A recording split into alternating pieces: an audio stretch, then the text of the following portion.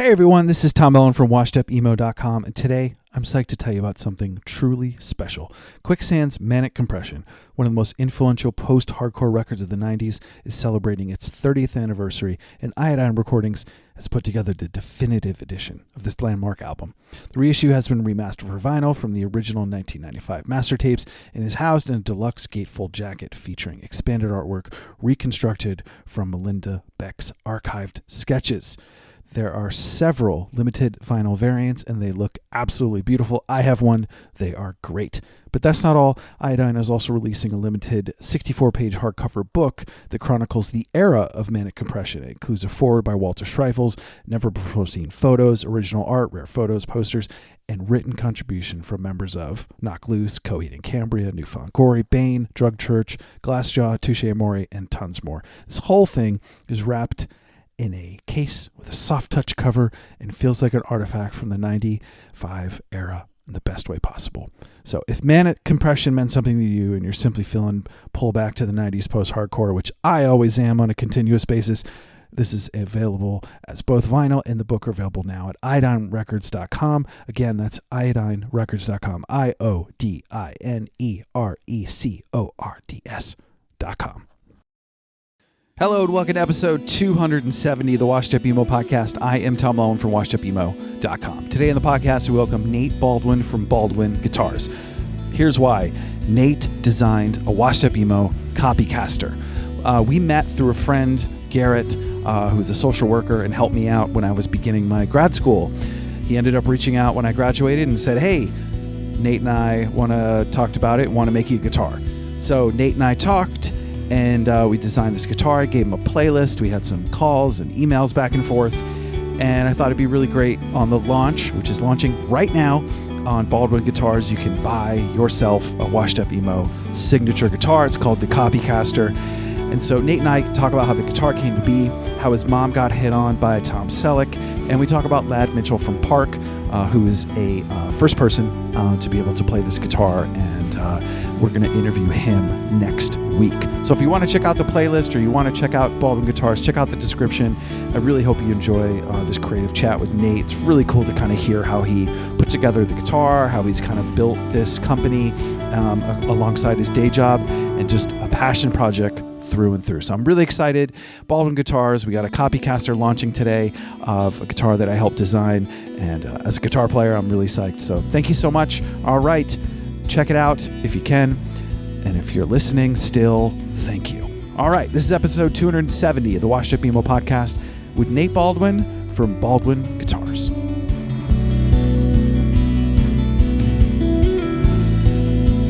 Lobster Records. Lobster. That was some Mock Orange action too, right? Didn't Lobster Mock do... Orange. Well, and they did one for the kids from Yellow Card. So yeah. So this is like foundational Baldwin Guitars lore here. Tell me. So Lobster Records was based out of Goleta, California, and the very first concert I played, like 1996 or 97, was at the Living Room in Goleta.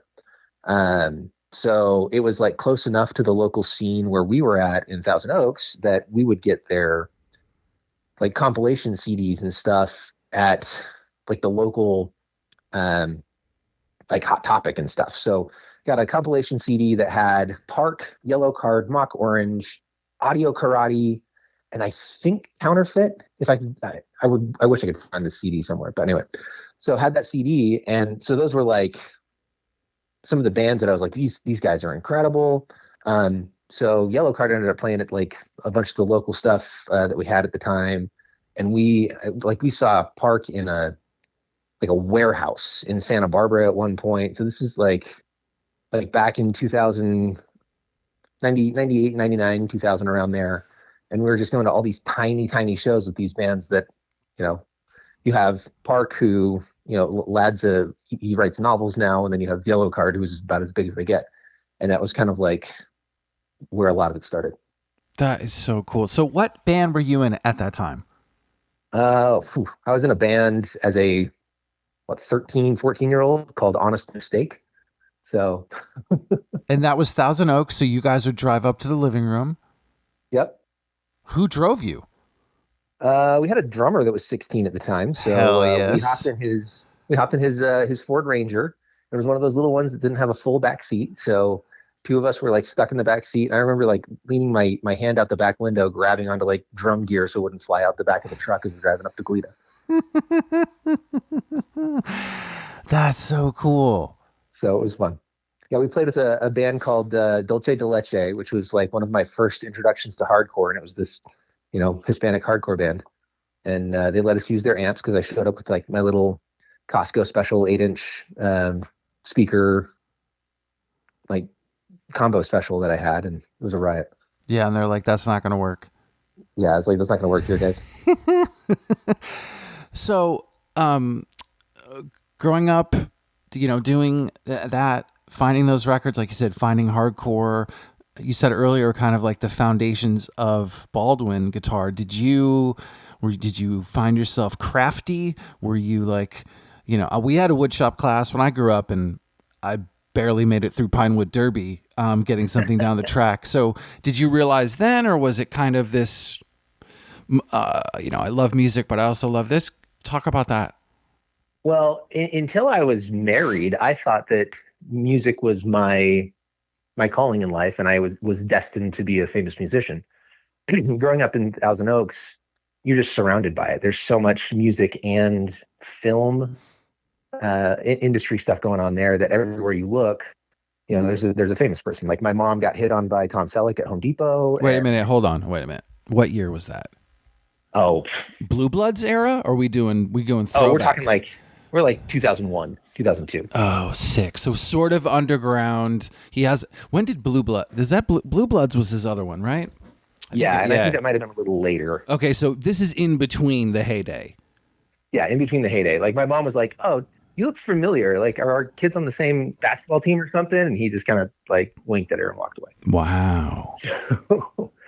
But yes. like we ran into Dick Van Dyke at the local bookstore and stuff. So like it's just everywhere there. And Britney Spears lives there now. And anyway, it's just everywhere you look. We had a local teen center called the Thousand Oaks Teen Center, and like the bands that played there before they were anything, it's like Linkin Park, Incubus. We had Sugarcoat come through there. We already talked about Yellow Card. Like it was just such a hotbed that I just got this in my mind that of course I'm going to be famous because everybody is, Yeah. So I actually, as a teenager, my dad wouldn't let me touch tools because I broke everything. Like I was not handy at all. Wow. So it wasn't until I got married that I started thinking about building anything. So how long was the band years? What other things did you do? Because I think a lot of people, they look at the band, they see them on stage for 45 minutes and go, that must be awesome. And then you're like, no, I have 23 hours and 15 minutes else to do something. Either it's odd jobs or having other skills and things like that. What were you doing while you were, striving for that dream? So I was, I worked as a mortgage loan officer doing VA loans.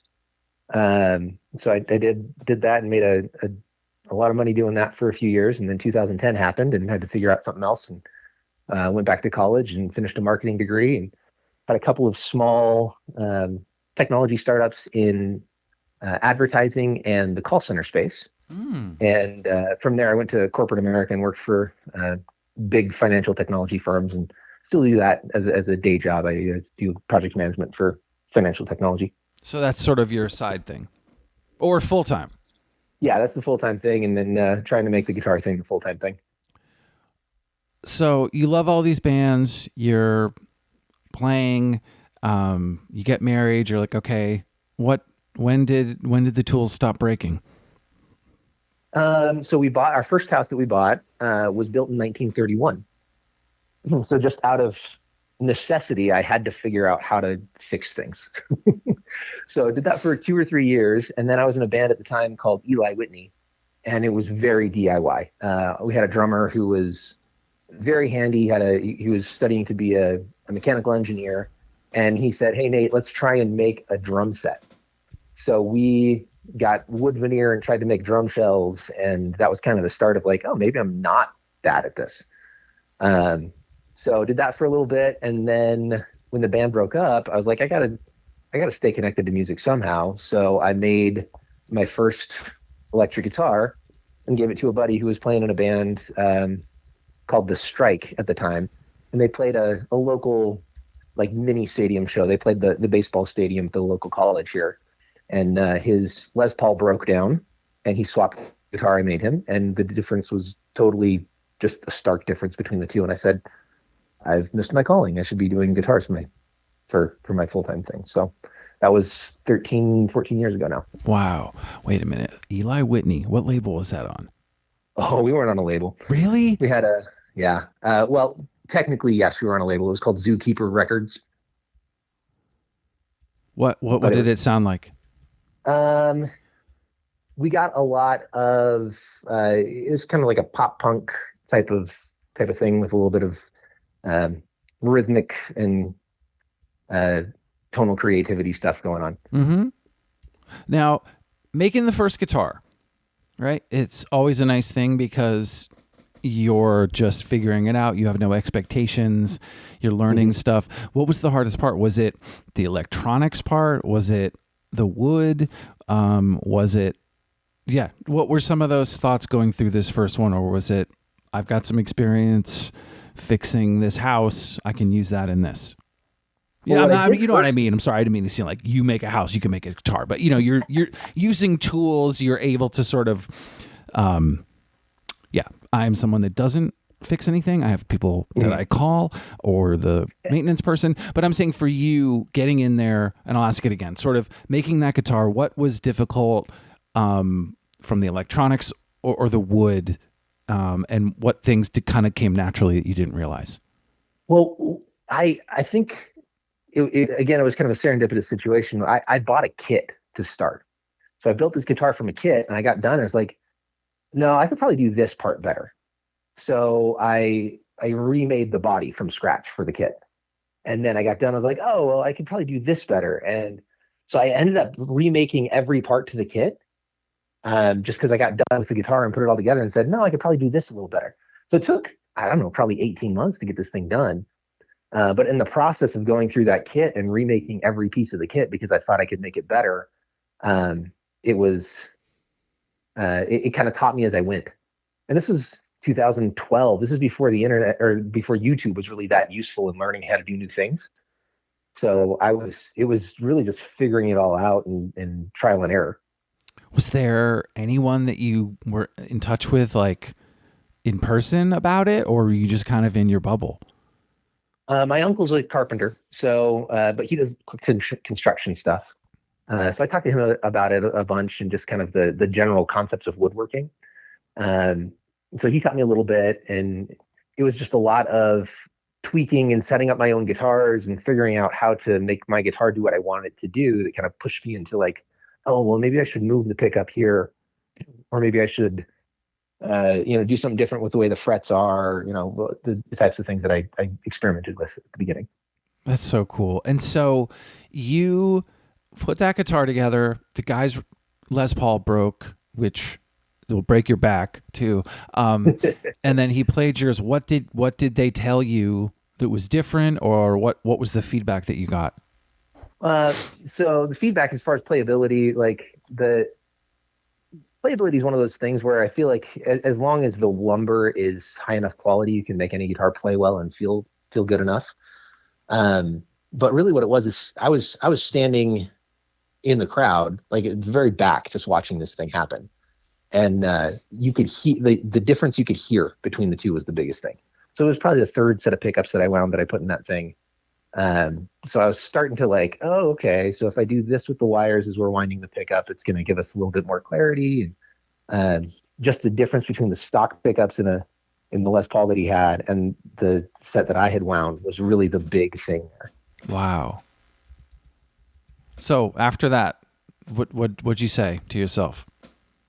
I basically said I've missed my calling in life, and me and my wife sat down and tried to figure out a path to, okay, well, what would this look like long term, and how do we use this to kind of fulfill the mission of kind of our family of making music something that makes the world a better place.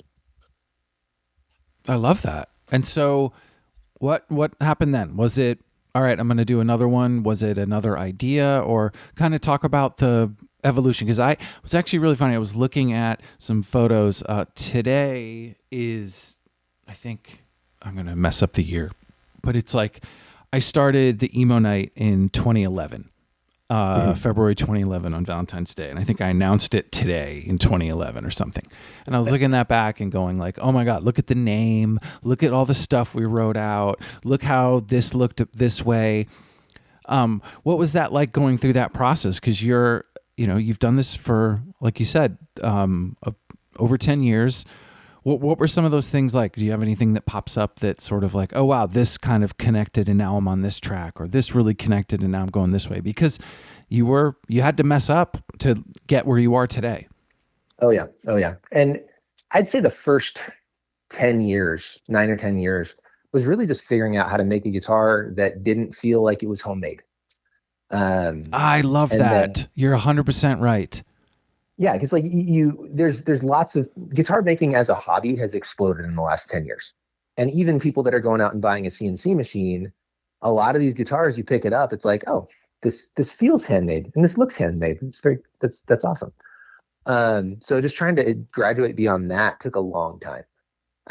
So I made a bunch of guitars. I did a lot of guitars for buddies and locals here in Utah, just to learn. And it was all coming out of my own pocket to build these things. And I'd build a guitar and give it to somebody and it would be absolute trash. And there's a few where I don't even know what happened to them or where they're at.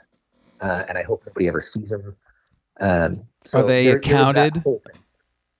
Yeah, so we've got a count of the total number of guitars that have been built and have a pretty good estimation of where that number came out. We didn't really start counting until the early 30s. So there's probably a few that I missed in that count that I've forgotten about.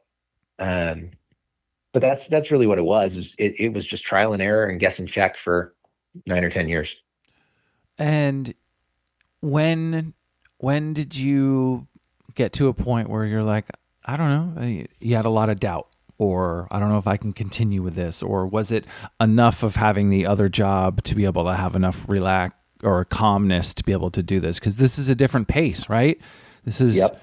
It's not the 9 to 5. It is, but it's not. It's just a different, I feel like it's a different part of the brain.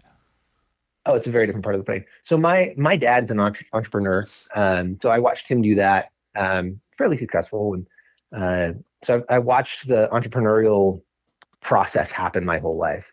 So when I started looking at this as a business instead of just a hobby, it was, okay, well, I have to have these numbers and these things in place before it can be something that I really consider a business. And we have to have this much momentum before it's something that's viable. And the whole time, I'm leaning on my marketing degree and my startup background to kind of make sure that I'm still providing for my family and doing that in a way that's comfortable. So it's always kind of been doing everything I can to build the guitar business after taking care of everything else. One of my main mantras is, 9 to 5 is to pay the bills and 6 to midnight is build the kingdom. So this has been the 6 to midnight thing for a long time. That rules. Yeah, I just feel like it helps you in a lot of different ways, probably. Oh yeah. Definitely. Name some. So one of the big things I'd say is, I don't know, I was talking to a marketing agency recently and they're like, hey, what's wrong with your day job? And I was like, yeah, for anybody else, it would be more than enough. But for me, I feel like just maybe with my background, I don't know what it is, but I just have this feeling like I got to do more to make the world a better place. So I've always just had that and trying to use that, the music to do that. Because if you think about it, like guitar is one of the few things that's almost completely ubiquitous in the entire world. Like you could be in a dirt hut in some third world country and they'll have a guitar on the wall, or you could be at, the biggest mansion and they've got guitars there. Like it spans socioeconomics, it spans politics, like everything. Like guitar is there. Every time somebody needs to feel something, there's music there, and it's almost always a guitar. So like that's the way I view it.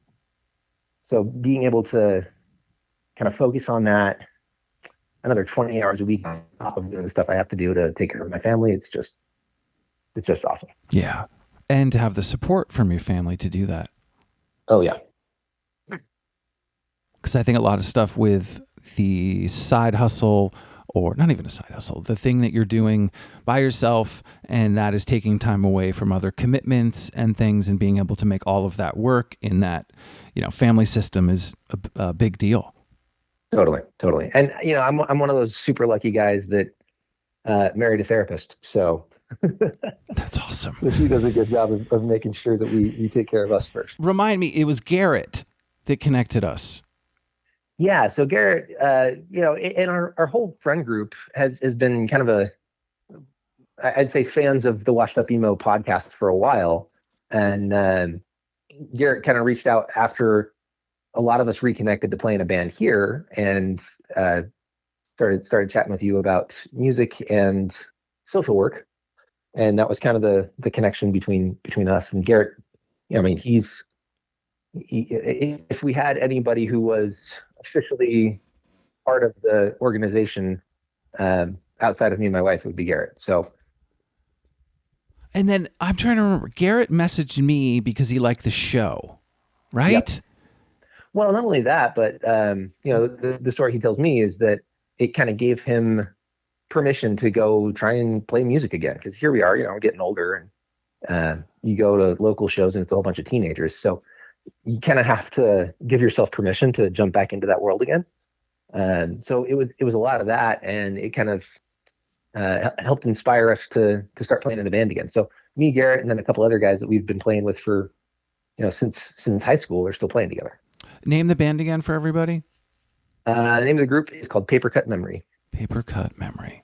That is so late 90s. I know, right? It's actually the name. It's from a lyric of one of our songs from 2003. There we go. Oh, that's awesome. No, and I think what I remember is I think I was like, obviously, I do remember now. Garrett sending like a really nice note, and then I think I just randomly was like, "It's so cool that you're part of this guitar thing," because I looked it up and I was like, "Oh, that's really cool." And then I graduate grad school, and I get a note from you guys, and I was absolutely blown away. You said, congratulations on graduating, changing your career. We want to make you a guitar. And I don't think I've ever had a cooler gift for something, because at a certain age you don't need gifts. I can just go buy whatever the hell I want, right? Right. I want a new video game, I want vinyl, I'm just gonna go get it. You don't need to get it for me. But to have that, it's like, that's where it got back to, like, holy crap, they're not only saying, do you want a guitar, they're like, do you want to come up with one? And I don't know. It was so cool, and I just want to thank you again in front of people how cool that was. Just because I didn't tell anybody I was going to school for a year and a half, but Garrett and I had met. He kind of calmed me down a little bit of where I was at, because I don't know. You do something for 20 plus years, you're thinking that's it, right? And to have to switch, and so his conversation with me in LA, when we just met for coffee, this was something that I was like, okay, I'm not totally messing this up. So anyway, it was very, very cool. That's awesome. Well, and on that note, like I said, I married a therapist. Best friend Garrett's a therapist. You're in the social work world now. Social work and music, to me, are two of the most positive influences for good in the entire world. So being able to help you and recognize you for what you've done is a big deal for us.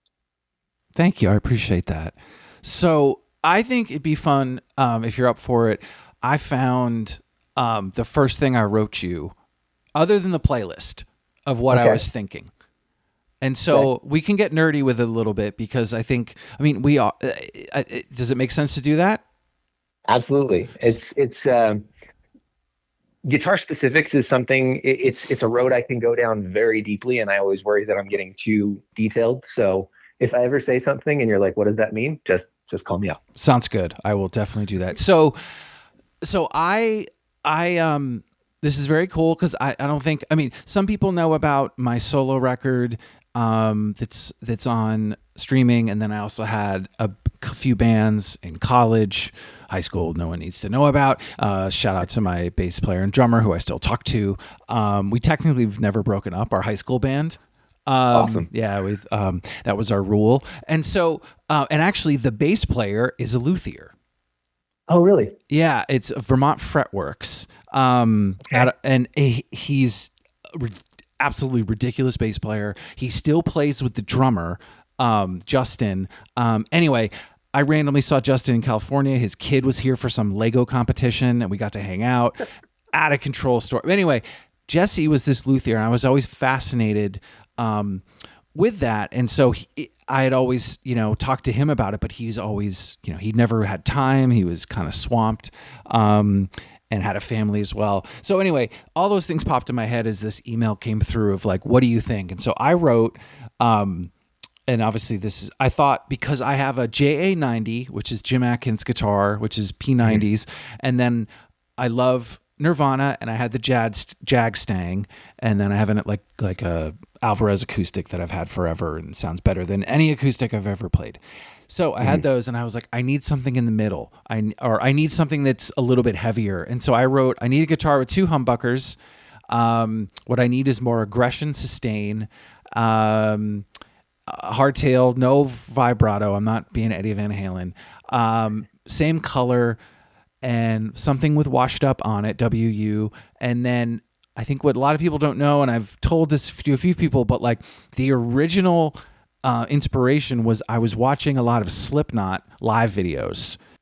And then some of the songs I sent you, At the Gates, Hopes Fall, Code 7, Bush, Pantera, Gates, Deftones, Helmet, Rival Schools, and Sunny Day Real Estate. Mm-hmm. What did you think when you heard all those? What was going after all the stuff I told you? I gave you the playlist. What is Nate going? What do I got to do?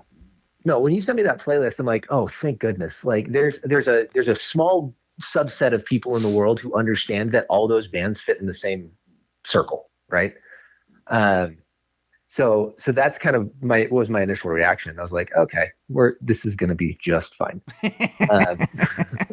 So what were those initial, like, we had a conversation, we've obviously emailed and texted and stuff, but when you got down in there and you said you have all this info, and I think that's where I get stuck, is that I have all these things on this page, or all these things, these notes, how to put those into action. And so what was that like for you for this? Well, listening like that list of bands and the like tonal characteristics that we're trying to meet between the guitars you had and the guitars that the hole you're trying to fit in your guitar collection, and all the the types of music that we're looking at as kind of a seed group for this tone. It I don't know, to me it just kind of fell into place, and it was a problem that solved itself.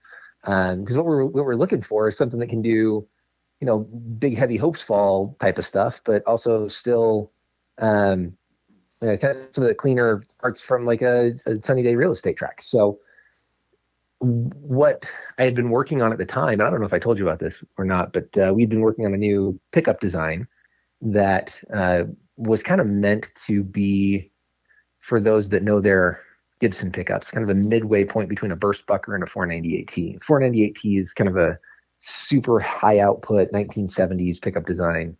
You find it in a lot of things like Explorers, and it's pretty heavy-handed. And they do that by, instead of putting more wire around the coil of the pickup, they do that by giving it more magnetism. So they have really double thick magnets underneath the coils of wire in the pickup. And they overwind it too, but that's kind of what makes it so heavy-handed. And the burst bucker is kind of the more delicate sounding one in that world of pickups, I guess you could say. Mm-hmm. So I've been trying to split the difference between those two pickups for a long time, and I was almost done with the design when we were chatting, and then did some iteration on that before we finished your guitar, and it just worked out that pickup design fit that hole that you had defined for me pretty well. On top of that, things like the mahogany body kind of brings in a little bit more of that dark tone that we were looking for too. So to me, everything just kind of fell into place, and the problem got solved pretty easy. Why is mahogany associated with it heavy? Is it just because it is heavy and it can hold the sustain? What's the...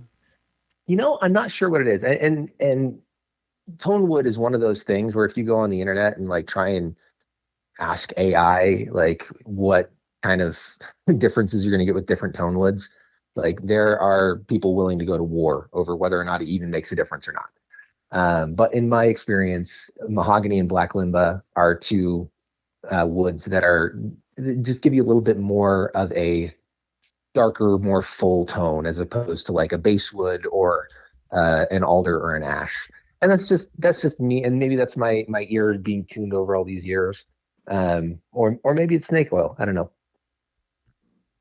In terms of the electronics, what kind of process do you go through or thoughts around it? Because initially we had said something a little more complicated, and then we switched it.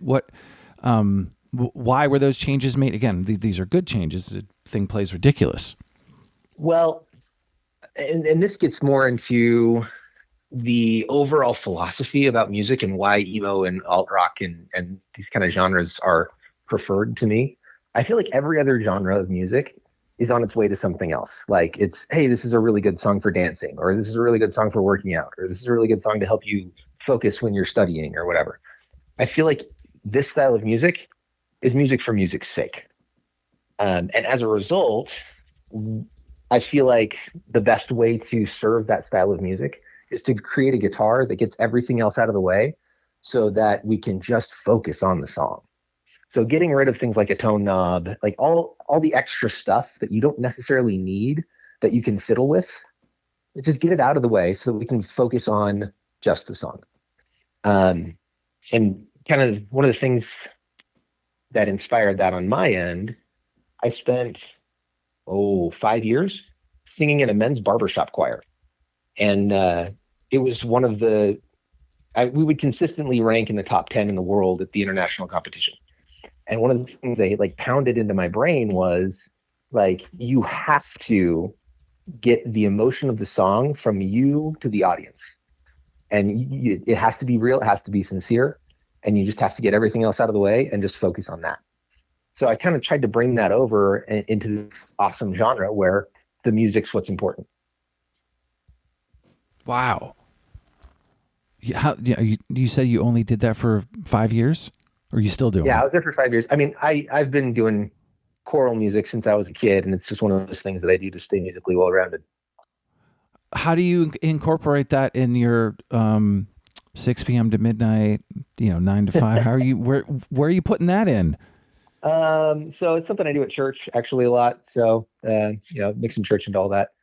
And then my brothers, I've got 4 younger brothers. 2 of them are very high-level performers in stage and comedy stuff. So I do music with them whenever I can.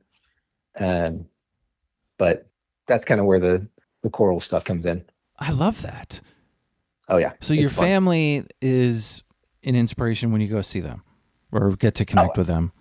Totally. Well, just as much of an inspiration as a competition. So. So you see them at competition, so you're competing with your family while you're with them?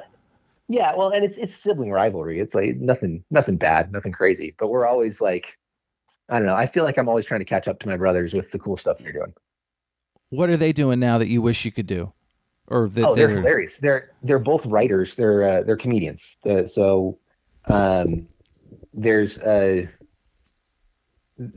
group here, Angel Studios. It's a movie studio, and they've had a few different sketch comedy things that they do, and my brother's been super involved with that. My brother writes novels. He's an attorney. So I'm just trying to keep up with all the stuff they do. Wow. Say it again. Where was the spot? It's a group called Angel Studios here in Orem, Utah. Nice. That is so cool. I think it's just be able to have other family, because I know whenever I would talk to family, they would kind of nod, right? Right? Like that's what you do. And again, they're supportive. It's just a different It's just not, it's not in a book you can go read. It's just a different type of style or lifestyle. Yeah. Yeah. Well, and that's one thing, like if I could point to any one thing and say, hey, this is a step up, it's, I had siblings and parents who were extremely supportive of the entire thing. And no matter what I was doing, they're like, yeah, like you can pull this off. I still think my dad's my biggest fan of my guitars that I built. So, and it's just a great spot to be in. What has he said to you about them? Oh, like, so my dad started playing guitar in the 70s, and he's, like I said, he's an entrepreneur. He's one of the big uh, business person types. So he hasn't really played a ton after college. He's always hard around. And so he had a 73 Gibson ES335 that his parents sold his parents sold it at a garage sale for $50. Motherfucker. So I tried to make him a replica. And he's a big fan of lighthouses. So instead of F holes, I did like little lighthouse cutouts for him. So I did that guitar for him, and he's just been a huge fan ever since. And he always talks about how beautiful the guitars are that I build, and he's just very, very supportive of that. I love that. So lighthouses. How do you get into lighthouses? So my dad served a mission for the Church of Jesus Christ of Latter-day Saints in the early 80s in Maine and Prince Edward Island, Canada. I was about to say, you got to be on, I was like, I'm thinking he's going to say East Coast because a lot of lighthouses out there. So, okay, Prince Edward Island and then Maine. That makes a lot of sense. Oh, that's so cool. Yeah, so that's just crazy. And then, I did the same thing. I served a mission in Micronesia. So I've got my own, proclivities for island stuff. That rules. I just think it widens what you see, what's around you, what's possible. Oh, totally. Yeah, right. It's there's that. I don't know. I didn't think about it as a kid, but there's a trip to DC. And again, I'm from a really small town. It's not like I never went to Disneyland as a kid or Disney World as a kid. I didn't know what the hell that was, but we just drive to our grandparents and they would drink on the porch and I'd watch Red Sox games with them as a Mets fan. But it was like, I just think doing those little things or those trips or those experiences, I just think it helps in different ways later, and you don't realize it. And I didn't realize those things doing those trips or having those experiences. Even I got to go to Montreal a lot as a kid, a place that speaks 2 languages. That's interesting, right? It's both of them are French and English are what you need to have, everything in French and English. Okay, that's really interesting. That's not like where I live, or just. So anyway, I just thought I'm sure that your parents and your family and you experiencing that was helpful in, I don't know, being open to things. Well, yeah, and a lot of it was, I mean, I talked earlier about how like you'll find a guitar on the wall of a dirt floored hut. Like I found them like on the floor or on the wall of dirt floored huts. Like, and that was one of the things to me that like when I came back and was back in the United States, I'm like, wow, okay. Music isn't just cool. Music is the thing that connects. Like music and food are the 2 things that connect everybody in the world. Absolutely. Absolutely. Yeah. I think music has connected so many people, and I had no expectation of something, leaving a career, doing something else that wasn't music, and then still having these connections. And when they're from this place, and I just think, I want to bring it back to a little bit of, you've mentioned it a few times, but like, what about emo, or what about, punk really connected with you, and why does it still seem to be, something like you're actively involved in it, right? From a guitar, like those are people you're connecting with, metal, right? I feel like you've worked across a lot of different genres. Yeah. And, I did a stint in hip hop as well. I did some production in hip hop for a couple of years. Hell yeah. Anyway, so I've been all over, but to me, like, so I was actually born with a birth defect, and my ears looked weird, and I got teased and bullied like crazy as a little kid. And then I think I was 11, and I started like I got a guitar for my 8th birthday and was trying to learn how to play. And then my buddy came over. I think we were 10 or 11, and he had this little uh, drum machine that had multiple drum pads that had different like drum sounds associated with them. He started like trying to play like a drum pattern, and I started trying to play guitar over it. And it was like this instant thing of like, oh, everything's going to be okay. And that, that just carried forward. The more I got into music, the more like the feeling of being the one who was bullied just went away, and just kind of got more and more comfortable in my own skin as I went deeper into it. I remember the first time I used to be the screaming vocalist in our band in high school. And I remember the first time I made that sound, and then I made that sound at a show. It was in a garage. Like there was 3 or 4 bands from the local high school in a garage, and I'm screaming into this microphone. And I just remember these girls from the other high school looking at me. And I'm like, what just happened? and it just turned into this thing where it's like this music thing. And again, music for music's sake, not like, hey, I'm making music that people can dance to. I'm not making music that people can. I'm making music because the music is cool. That just it took a bullied kid with very little self-esteem and turned him into a confident, happy person. So that's kind of what started all this, and why it's still valuable. What do you want to do with the future of Baldwin? What's next on your List of artists, like vision, or um, the mission of the company, in my opinion, is to facilitate great rock and roll. That's all we really want to do. To me, at best, like if all my dreams came true, Baldwin Guitars would be ubiquitous across music, kind of like Chuck Taylor's or Liquid Death, or the type of thing that's at every concert. Mm-hmm. So that's really what I'm trying to get to, and then use all the resources and influence that comes with that to just make sure that rock and roll is something that's helping the next kid that's 11 and trying to figure out what's going on with life. I love that. What is something that's difficult right now with building guitars? What's something you're struggling with that you're working on? Because it's a never-ending mountain. Oh, it is. And luckily, I've got a little bit of experience in the startup space. So right now we've gotten to the point where we can build guitars faster than we can sell them. So right now we're trying to sell more so that we get back to the problem of being able to sell them faster than we can build them. Mm-hmm. So we're trying that ladder is what we're working on right now. So we're just doing a lot of work with trying to get the marketing figured out and getting guitars sold. What other things you feel you've connected on that you didn't expect to connect while doing this creative endeavor? Probably 2 years ago, I started thinking, hey, we need to start sponsoring more artists and more artists within the space. I started reaching out to up and coming artists that I thought were interesting. And one of them, a band called Good Terms, that we've been doing sponsorship with for a couple years now. Which, if you haven't heard of Good Terms, definitely need to look them up. I consider them the next generation of guitar gods. They're fantastic. And every one of them, there's 3 guitar players in the band, and every one is a better guitar player than the other. I love that. Well, and it's if you get into their music and start paying attention, like you'll see exactly what I'm talking about.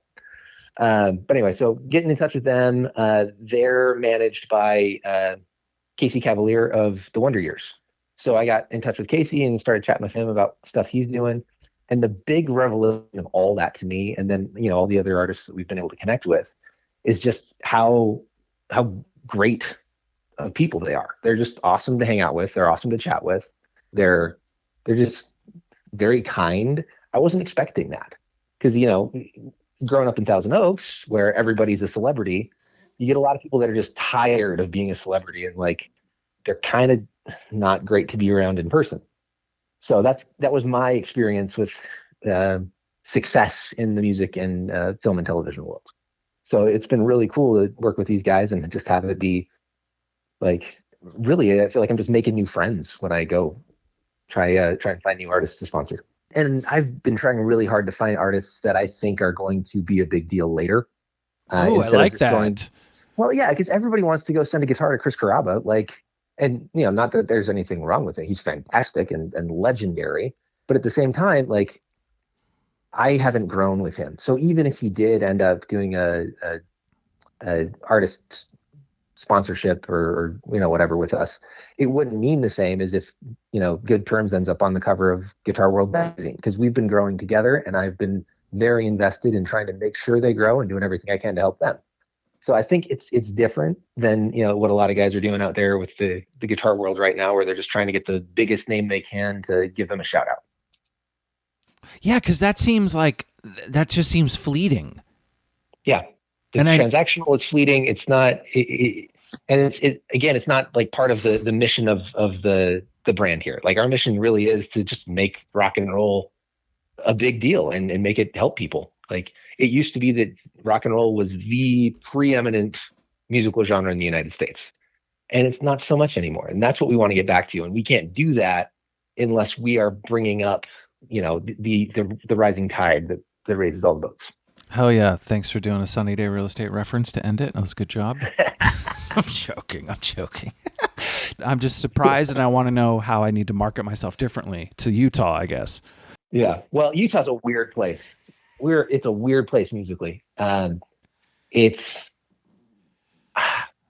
a lot of people just trying to copy what's worked in the past. So you have a lot of like ripoffs of The Used, the Killers, and well, that's the thing. They don't claim the Used. Really? Utah doesn't claim the Used. It drives me nuts. Like Quinn Allman, the original guitar. Yeah, if you say The Used, Utah, I'm thinking Used. The Used. And that's what everybody thinks. And there's another band from here that just kind of blew up in the last probably 10 years called Idola. And they're kind of that new post-metal type of genre. They're incredible. And nobody cares. It's like, what the heck is going on? Who do they claim? They claim the Killers. I thought that was Las Vegas. Exactly. Anybody who is a Mormon, they're like, oh, you went to BYU at one point. You are part of the Provo music scene. And it's like, that's not how it works. You have bands like the Neon Trees that just basically ripped off, the Killers and Imagine Dragons. And like, so there's been like this regurgitation of the same thing that quote unquote worked. And it's just crappy. And then there's this whole underground thing that like at Kilby where we're starting to get some new cool bands coming up. Okay. So it's starting. Okay. We'll see. Keep it alive, Nate. That's the plan. Cool. Awesome. Yeah, totally fine. I mean, the Killers are literally from Las Vegas. Yeah. But the singer, Brandon Flowers, was going to Utah Valley University at some point during the Killers' inception. So like when they played at UVU, it felt like a hometown. I was like, oh yeah, I remember going to school here and then walking under the street to go to McDonald's and stuff. And it's like, yes, he did go to school here, but he's from Vegas.